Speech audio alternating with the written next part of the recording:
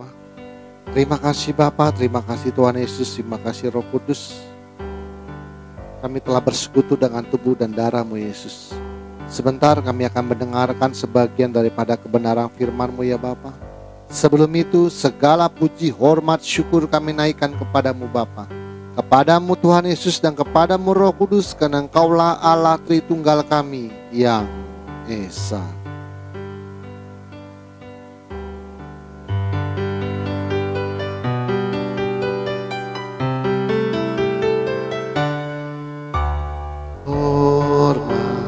Bagi Allah Bapa, hormat bagi anaknya, hormat bagi Roh penghibur ketiganya yang Esa. Haleluya,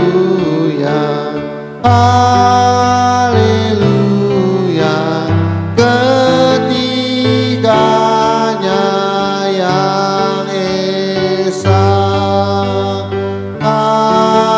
Haleluya, haleluya, ketiganya yang Esa. Ketiganya yang Esa, ketiganya yang Esa.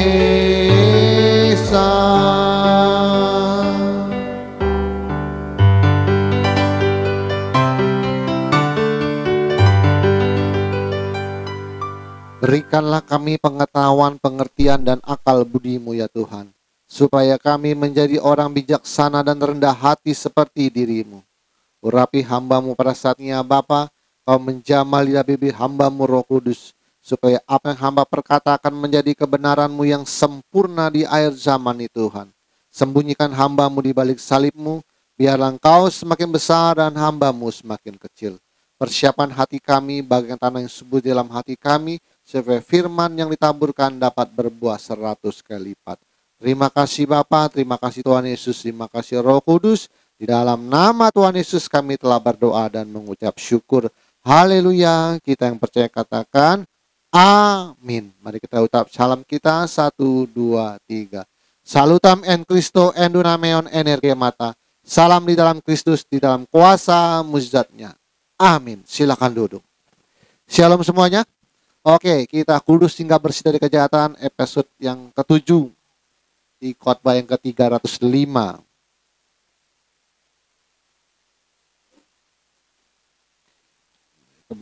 Kemarin saya lagi rajin posting semua visi, benar, kelihatan.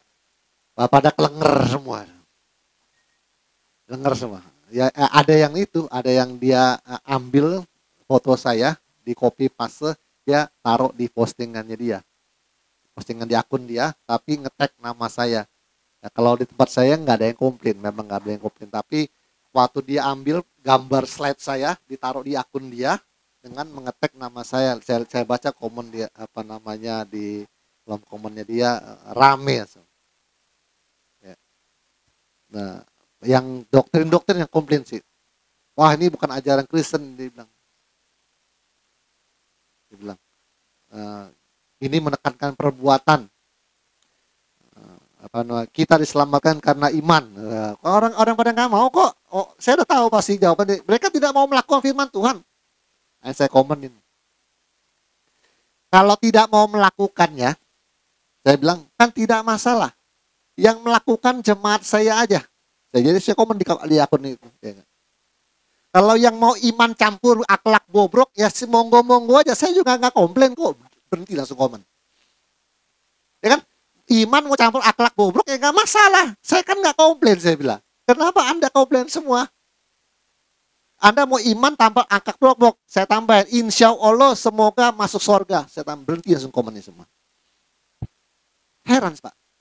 Visi kita ini nggak mau dilakukan Pak. Saya bilang, Sampai orang itu berargumen lagi. Saya jawab begini. Apa yang ditulis dalam 10 poin itu, dalam 10 aku bertekad, bukankah itu sudah ditulis ulang-ulang dari kitab Keluaran 20? Akulah Tuhan Allahmu yang membawa engkau keluar dari Mesir. 1, janganlah menyebut nama Tuhan, begitu. Itu sudah diulang-ulang dari Keluaran 20 sampai Wahyu. Yesus ngulang-ulang, Paulus ngulang-ulang. Kalau itu ditulis-tulis ulang-ulang oleh para nabi dan para rasul, terus manusia tidak satu pun yang mau melakukannya. Untuk apa si nabi sama rasul capek-capek ngulang terus? Dari Keluaran 20 Pak, dari 10 command itu. Diulang, jangan berzina, jangan membunuh. Terus ulang, Paulus juga ulang-ulang terus. Yesus juga bilang, engkau sudah mendengar firman, jangan berzina, jangan barang siapa yang memandang perempuan dan menginginkan dalam hatinya, ya sudah berzina. Itu diulang-ulang, sama Paulus diulang-ulang, sama Petrus diulang-ulang, di kitab Wahyu juga diulang-ulang. Para pembuat zina, para sundal tidak akan masuk dalam kerajaan sorga. Wahyu itu tulis diulang-ulang dari kitab Keluaran, terus tidak ada yang mau melakukannya. Ya udah, kalau mau iman tampur akhlak bobrok ya saya nggak komplain kok. Kenapa Anda komplain semua yang di sini?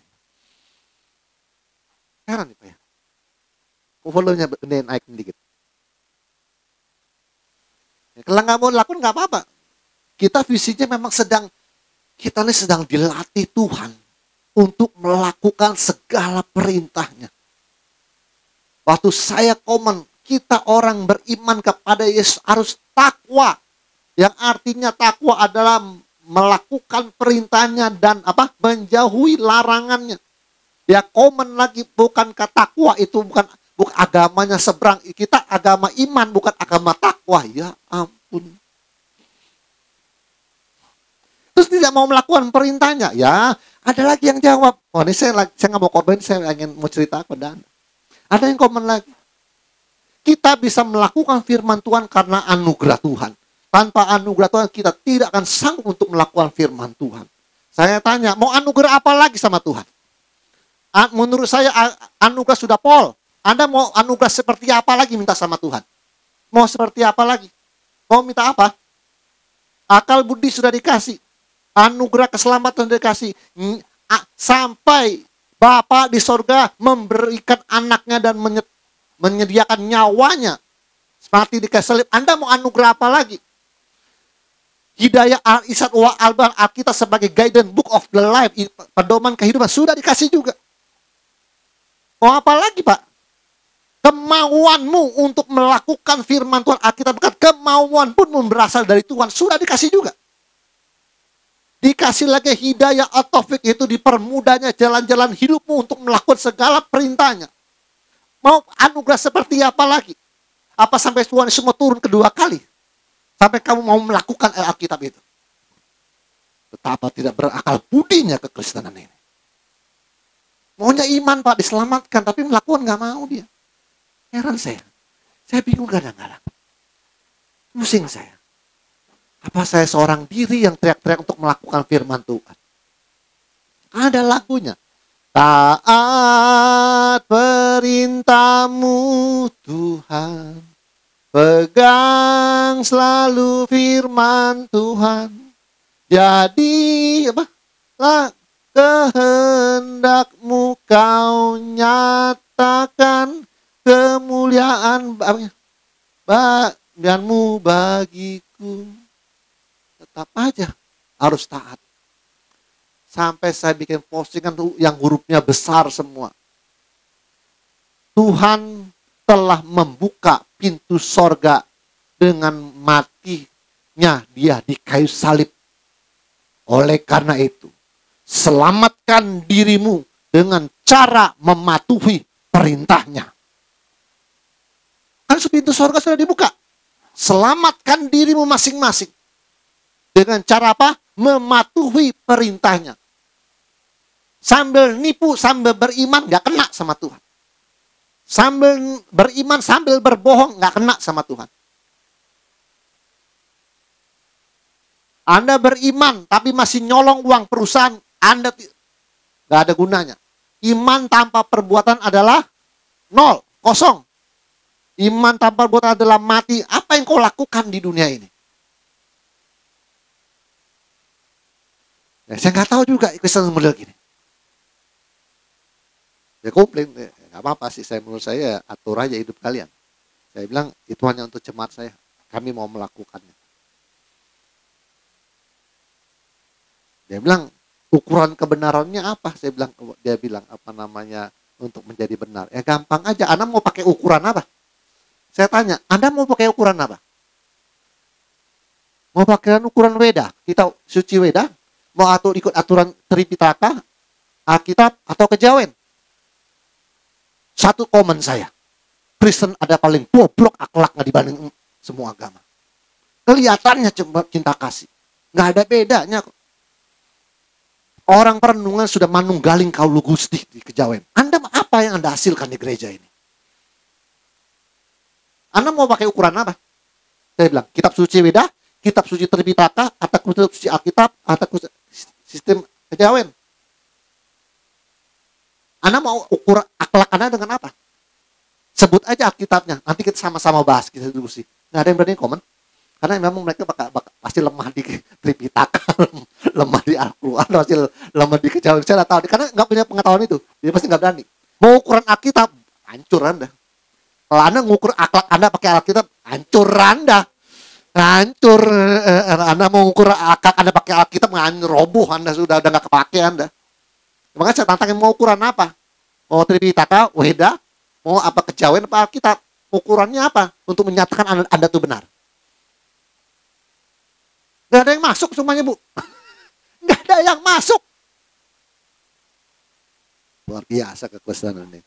Jadi saya hari ini mau ngomel dulu apa yang orang yang menggugat saya punya visi. Dengerin nggak apa-apa nih khotbah? Kalau direkam kok masuk YouTube, Anda boleh dengar. Apa yang Anda capai selama bertahun-tahun? Ngutak-ngutik Allah Tritunggal yang Esa.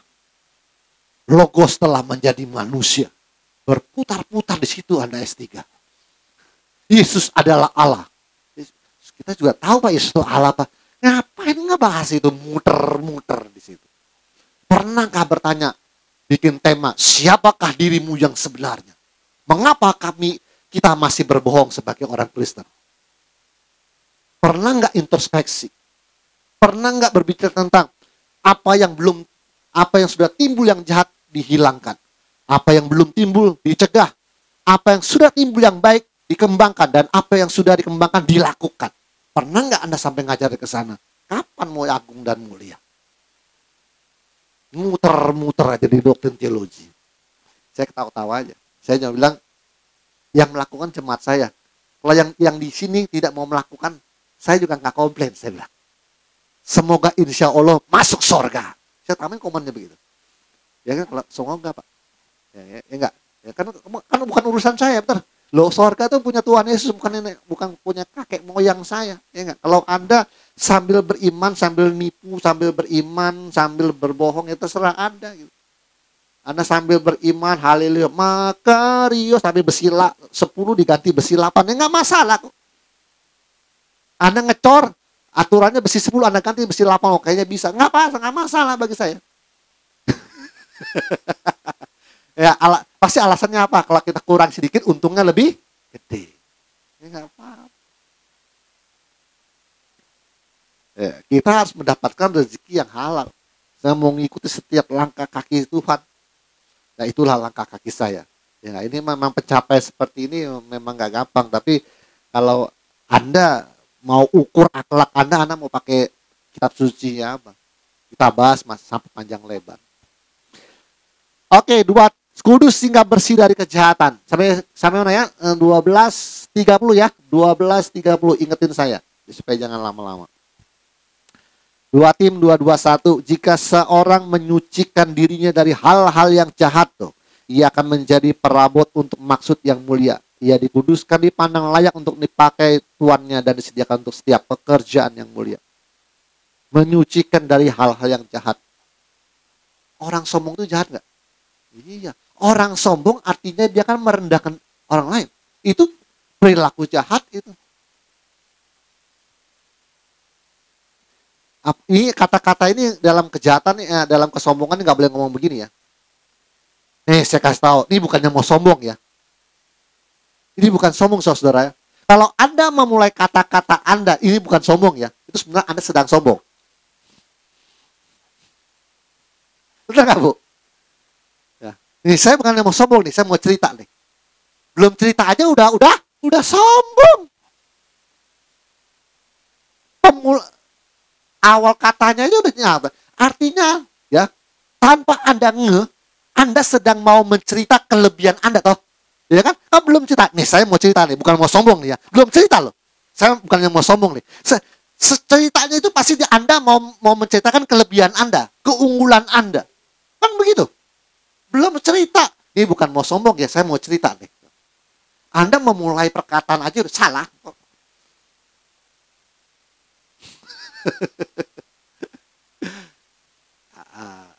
Ada juga sih yang bertanya, sombong untuk bercandaan, ketawa deh, hahaha gitu. Sombong bercanda kebingungan, saya langsung tanya, ayo, saya demenin aja. Ayo, sombongnya bercanda itu seperti apa?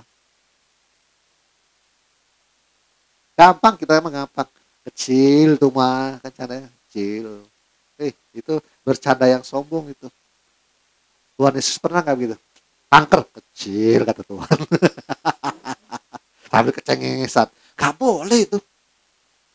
Tuhan kan nggak tanya apa namanya, yang ditanya Tuhan itu kan bukan masalah bercandanya. Janganlah engkau berkata sombong. Tuhan nggak tanya apa namanya, Tuhan itu orang yang punya tanah nggak ada di situ Tuhan. Saya ngambil dikit gitu, ngutil. Kan Tuhan nggak tanya ngutil, nggak orangnya di mana. Nih saya kasih tahu ada 3. Ada beberapa ya. Hutan itu bisa milik pemerintah. Kalau hutan milik pemerintah berarti belum ada pemiliknya, hutan rimba. Kalau ada pohon manggis ya lapar Anda boleh ambil. Karena pemerintah juga nggak ngelarang. Kan tanah, air dan segala isinya adalah dikuasai negara dan dimiliki negara. Jadi hutan-hutan rimba itu punya negara semua. Tapi ada hutan yang ada pemiliknya. Yang kebetulan pemiliknya nggak ngurus, makanya jadi hutan. Tapi ada pemiliknya. Nah, kan ada yang milik negara, ada yang punya pribadi. Yang pribadi boleh nggak ngutil? Nggak boleh karena ada pemiliknya. Namanya tanah, dia beli 10 hektar tapi nggak diurus. Jadi hutan, tapi hutan itu bukan milik negara. Ada pemiliknya. Anda renungan sendiri. Saya pakai perenungan. Jadi kita biar cepat ngerenung sendiri. Jadi hanya Tuhan dan kita sendiri yang tahu sewaktu kita memutuskan menjadi hamba Tuhan dengan motivasi apa kita memutuskannya. Apakah kita menjadi pendeta atau hamba Tuhan untuk menjadi terkenal, agar dihormati manusia, untuk menjadi kaya, memegahkan diri karena memimpin umat yang banyak dan gedung gereja yang besar, atau untuk menyelamatkan manusia, memikul penderitaan orang lain supaya orang lain bahagia. Dari beberapa pilihan di atas, ada di manakah kita sebagai hamba Tuhan? Kita kembali pada pokok masalahnya. Jadi sembuh atau tidak sembuh bukan tergantung dari jemaat yang akan didoakan. Inilah jawabannya mengapa suatu hamba Tuhan menumpangkan tangan, ada orang yang sembuh dan ada yang tidak sembuh. Karena ketujuh yang disebutkan di atas ya itu motivasi itu, jadi mau terkenal, mau jadi hormat, ya maksudnya jadi kaya ya kan. Karena ketujuh yang disebutkan di atas,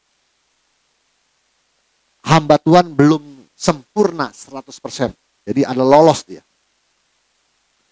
Bapa di surga tidak dapat mempercayai seseorang jika orang itu kepribadiannya belum sama dengan Kristus atau belum homoios dengan Yesus di surga.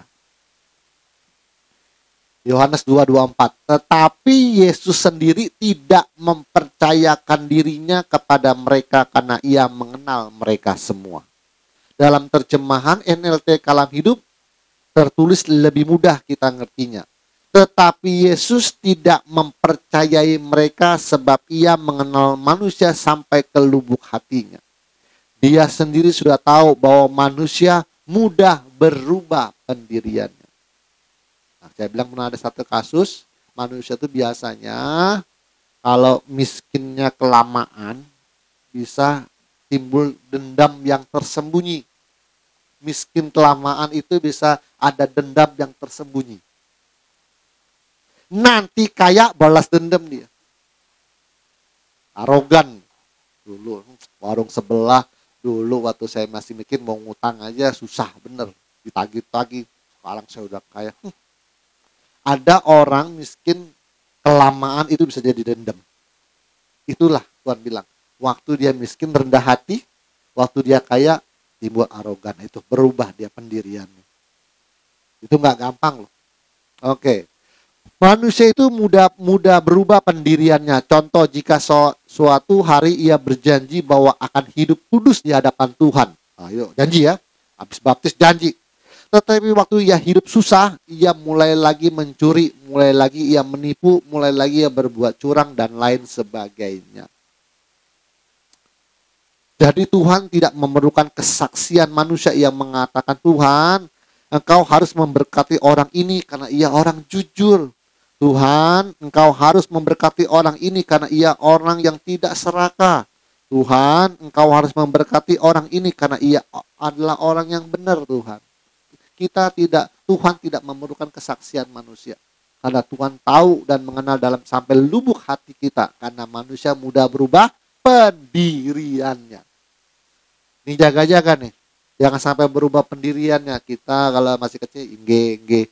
Nanti udah besar, hati-hati.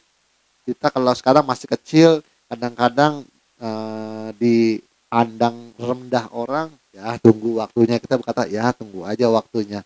Tapi nanti sudah besar, hati-hati. Nah, sekarang saya sudah besar. Mau apa kamu? Awas. Ya, tetap. Nah, ini semua karena kasih karunia. Itu aja jawabannya. Saya katakan sekali lagi, Tuhan tidak memerlukan semua kesaksian ini karena Tuhan tahu apa yang dalam hati manusia. 1 Korintus 4:1-2. Demikianlah hendaknya orang memandang kami sebagai hamba-hamba Kristus yang kepadanya dipercayakan rahasia Allah. Yang akhirnya dituntut dari pelayan-pelayan yang demikian ialah bahwa mereka ternyata dapat dipercaya. Ada semua rahasia yang Tuhan tahu dan Tuhan punya sedang dicurahkan di ATM. Tuhan lagi percaya kepada kita. Nah, dituntut orang-orang yang demikian, pelayan-pelayan yang demikian apa? Bahwa mereka dapat dipercaya. Nggak boleh berubah pendiriannya. Makanya ada 4 kondisi manusia yang sebenarnya kita sedang diuji. Pertama, kalau kita kaya, kita sedang diuji sebenarnya. Terus kalau kita sedang miskin, itu sedang diuji. Kalau waktu miskin tuh, kadang-kadang orang kepepet kan bisa mencuri, menipu dikit, curang, nilep, apalah namanya. Udah dengar yang baru heboh, satu keluarga terjun? Rupanya beritanya waktu dia sebelum COVID, ini keluarga kaya. Waktu COVID bangkrut ya. Yang kan namanya tentang COVID banyak yang bangkrut loh. Nah, jalan usaha-usaha makanannya nggak berhenti semua. Restoran tutup semua. Bangkrut dia. Tapi kenapa ngajak anaknya yang umur 13 sampai 15 saya nggak ngerti juga. Dan keadaannya diikat. Mereka berempatan diikat tangannya. Jadi kalau terjun satu terjun semua. Karena tangan pada diikat semua. Ngeri lihat mayatnya. Saya ada videonya. Ngeri mayatnya. Tangan patah, kaki patah, kepala pecah. Otaknya keluar semua. Lantai 22 loh. 4 orang bareng-bareng. Bunyinya kayak udah kayak kerupuk kali. Boom. Yang 4-4-nya tangan patah, kaki patah, kepala pecah, otaknya keluar semua. Lantai 22. Saya jujur aja. Saya kalau ketinggian naik di hotel, saya ngeliat ke bawah tuh agak goyang saya. Jangan kamu mau bunuh diri, saya ngeliat ke bawahnya goyang saya. Jujur dulu saya masih muda ya, umur 20 ya. Lihat ke bawah tuh nggak goyang, tapi belakang-belakangnya saya kalau ketinggian lihat ke bawah tuh goyang. Seperti mau jatuh, tapi sebenarnya nggak jatuh, tapi perasaan itu kayak goyang mau jatuh. Fobia namanya Pak ya? Iya ya. Buru-buru saya turun lantai yang agak rendah karena goyang kalau terlalu tinggi saya. Jadi saya sesusah apapun nggak mau bunuh diri ya. Ya, itu makanya kalau sampai orang Kristen miskin lama nggak tahan uji ya begitu. Kan lagi miskin diuji. Terus kita sedang nanti berkuasa, sedang diuji juga. Gereja besar penuh kuasa. Wah, semua di bawah kita. Hati-hati itu. Terus kita terkenal, itu sedang diuji juga. Kalau ada berubah pendiriannya menjadi sombong, sampai ada yang komplain katanya artis itu dulu katanya miskin, dibantu oleh masyarakat netizen ya kan, wah diviralkan, sekarang udah kaya. Ada yang minta foto aja nggak mau artis itu sekarang. Karena itu berubah pendirian sudah terkenal. Nah ini dia. Yang ujian 4 hal ini itu ada dalam 1 Korintus 3:10. Sesuai dengan kasih karunia Allah yang dianugerahkan kepadaku, aku sebagai ahli bangunan yang cakap telah meletakkan dasar dan orang lain membangun terus di atasnya tuh. Dan orang lain membangun terus di atasnya. Dasarnya siapa? Kristus, iman ya. Tetapi tiap-tiap orang harus memperhatikan bagaimana ia harus membangun di atasnya. Karena tidak ada seorang pun yang dapat meletakkan dasar lain daripada dasar yang telah diletakkan, yaitu Yesus Kristus. Dasarnya adalah imannya Kristus. Entahkah orang itu membangun di atas dasar ini dengan emas, perak, batu permata, kayu, rumput kering, atau jerami. Seperti kelak pekerjaan masing-masing orang akan nampak, karena hari Tuhan akan menyatakan, sebab ia akan nampak dengan api, dan bagaimana pekerjaan masing-masing orang akan diuji oleh api itu. Jika pekerjaan yang bangun seseorang tahan uji, ia akan mendapat upah. Tahan uji dapat upah. Jika pekerjaan yang terbakar, ia akan menderita kerugian, tetapi ia sendiri akan diselamatkan, tetapi seperti dari dalam api. Nah, ini dasarnya adalah iman. Makanya dia bilang dia ada kok argumen Kristen adalah agama iman, bukan agama takwa. Gimana cara argumennya? Berdasarkan ini. Saya jawab begini. Ya, dasar imannya dibangun atasnya pakai apa? Pakai emas, permata, kayu, rumput jerami, atau rumput kering. Anda boleh beriman waktu Anda miskin, Anda mencuri.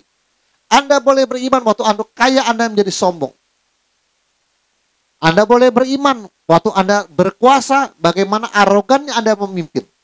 Anda boleh beriman waktu Anda terkenal, Anda menjadi sombong. Bangunannya kayu, rumput kering, dan jerami terbakar. Oke, kita terus. Tuhan, kita lihat ulang ya. Tuhan Yesus selalu mengulang-ulang. Sesungguhnya mereka sudah mendapat upahnya. Jadi Yesus ada kata-kata yang mereka sudah mendapat upahnya. Diulang-ulang nih, ya, diulang-ulang. Kalau nggak ada maksudnya, nggak ada gunanya nih. Si para empat Matius, Markus, Lukas, Yohanes nulisnya ulang-ulang nih. Mereka sudah mendapat upahnya. Matius 6:1. Ingatlah, janganlah kamu melakukan kewajiban agamamu di hadapan orang supaya dilihat mereka. Karena jika demikian, kamu tidak beroleh upah dari Bapakmu yang di sorga. Jadi, apabila engkau memberi sedekah, janganlah engkau mencanangkan hal itu seperti yang dilakukan orang munafik di rumah-rumah ibadat dan di lorong-lorong, supaya mereka dipuji orang. Aku berkata kepadamu, sesungguhnya mereka sudah mendapat upahnya. Diulang-ulang nih, mereka sudah mendapat upahnya. Matius 6:5. Apabila kamu berdoa, janganlah berdoa seperti orang munafik. Mereka suka mengucapkan doanya dengan berdiri dalam rumah-rumah ibadat dan pada tikung-tikung jalan raya supaya mereka dilihat orang. Aku berkata kepadamu, sesungguhnya mereka sudah mendapat upahnya. Ingat nih, ulang-ulang terus nih. Matius 6:16. Dan apabila kamu berpuasa, janganlah muram mukamu seperti orang munafik. Mereka mengubah air mukanya supaya orang melihat bahwa mereka sedang berpuasa. Aku berkata kepadamu, sesungguhnya mereka sudah mendapat upahnya. 3 kali diulang. Sudah dapat upahnya. Nah, kita uji lihat nih ya. Hasil pekerjaannya orang baik kitanya. Dibangun di atas dasar apa? Dari semuanya ini, intinya adalah berbuat baik itu tidak boleh koar-koar, apalagi sampai sengaja diketahui oleh seluruh dunia. Matius 6:3. Tetapi jika engkau memberi sedekah, janganlah diketahui dengan tangan kirimu apa yang diperbuat tangan kananmu. Hendaklah sedekahmu diberikan dengan tersembunyi, maka Bapakmu yang melihat yang tersembunyi akan membalaskan kepadamu. Jadi nggak boleh koar-koar, apa tuh sengaja seluruh dunia supaya tahu. Jika kebaikan kita dibuat konten dan diupload di sosial media, pertama, kebaikan-kebaikan gereja. Kalau kita bagi beras, kita berbuat baik di gereja, di videoin dan diupload di sosial media, sengaja kalau sudah di Facebook itu seluruh dunia beritahu kan. Dia pengen tahu semua. Makan gratis, diupload di sosial media, di YouTube, di Facebook, di Instagram. Pertama, jika kamu lakukan itu, pertama kamu sudah mendapat upahnya. Didoakan oleh orang yang menerima kebaikan. Benar nggak? Pak, Bapak udah nunggu sini berapa lama? Iya, belum dari pagi, belum narik-narik nih, becak belum narik-narik. Oh iya Pak, Bapak tolong anterin saya Pak ke supermarket depan. Tapi dianterin Pak ya, nanti berbuat kebaik bikin konten nih. Sampai di supermarket Alfamart, ya, naik. Oke Bapak, sekarang saya kasih nih 1 juta, Bapak habiskan dalam waktu 15 menit. Wah, cepet Pak. Habis selesai, masuk semua barang-barangnya ke becaknya. Pastinya yang pertama yang dia dapat upahnya adalah terima kasih Bapak, terima kasih Pak. Dia bilang semoga lancar rezekinya, semoga Tuhan membalas. Anda sudah mendapat upahnya, didoakan oleh yang menerima kebaikan. Udah dapat upahnya. Dapat 1 ya. Oke. Yang kedua, kamu sudah mendapat upahnya, pujian dari manusia. Kolom komennya penuh. Wah, bener nih. Wah, nih si ini bagus nih Bapak ini nih, bagus pujian. Oh, Tuhan berkati ya Pak. Oh, kalau ini perbuatan baik nih, bener nih, ini melakukan firman Tuhan nih. Nih bener nih pelaku firman. Oh, dapat pujian di kolom komennya. Oh, penuh di atas sampai bawah. Anda sudah mendapat upahnya, pujian dari manusia. Yang ketiga, yang ngejelimet kita. Ketiga, kamu sudah mendapat upahnya, dapat rezeki dari Facebook dan YouTube. Mau minta apa lagi? Tuhan itu adil loh, fair. Kalau kita memberikan kebaikan kepada orang, maka rezeki kita jadi lancar. Benar. Oh benar. Orang kasih makan gratis apapun agamanya, maka dia tidak akan kekurangan. Nanti ada yang nyumbang garam benar, nyumbang beras, ada yang nyumbang sendok, ada yang nyumbang mie, sasa. Iya, setiap kamu memberikan kebaikan, Tuhan tuh adil. Dia akan memberkati kamu. Tapi kalau perbuatan baikmu dibikin konten dan diupload, kalian sudah mendapat upahnya. Fair dong? Anda sudah mendapat upahnya, didoakan sama yang menerima kebaikan, mendapat pujian di kolom komen, dan yang ketiga dapat rezeki dari YouTube dan Facebook. Benar nggak? YouTube ngasih duit loh kepada Anda, apalagi iklan sering lewat tuh. Itu duitnya banyak tuh. Kalau iklan sering lewat, tapi udah centang biru ya kan, oh, iklannya lewat tuh, Anda dapat duit. Anda kan sudah dapat dong. Makanya selalu orang berkata, iya benar juga dulu saya pesimis sih mau ngasih makan gratis, takut nanti rezeki dari mana. Tapi Tuhan memang maha adil. Semenjak saya buka makan gratis, ada aja rezeki yang nyumbang. Ada aja. Iya benar.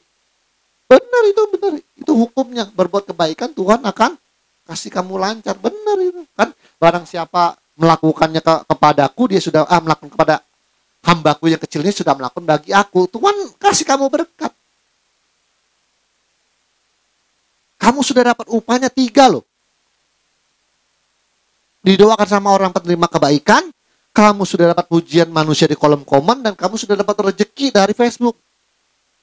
Cukup dong? Masa nggak cukup 3 Pak? Tapi kalau untuk upah di sorga, entar dulu.